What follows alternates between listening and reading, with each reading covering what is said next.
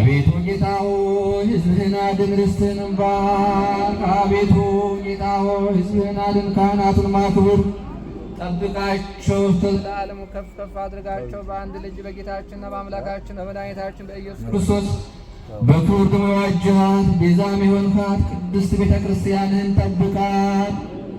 ለነገሥታትና ለመኳንንት ለንጹሕ ወገንና ቅዱስ ለሆነ ሕዝብ ማደሪያቱን ግን በሠራሃት በዚች ቅድስት ቤተ ክርስቲያን መጥታችሁ ተሰብስባችሁ የጸለያችሁ ያስቀደሳችሁ የጌታችንና የአምላካችን የመድኃኒታችን የኢየሱስ ክርስቶስ ቅዱስ ሥጋንና ክቡር ደሙን የተቀበላችሁ በማወቅ ወይም ባለማወቅ የሠራችሁትን ኃጢአት ሁሉ ይቅር ይበላችሁ።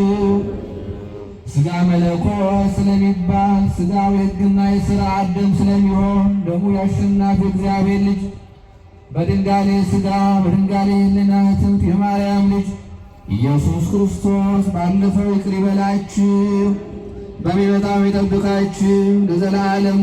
እኔንም እናንተንም ለመንግሥተ ሰማያት ክብር የበቃን የተዘጋጀ እንዲያደርገን እግዚኦ መሐረነ ክርስቶስ ብለን ለምነው 12 ጊዜ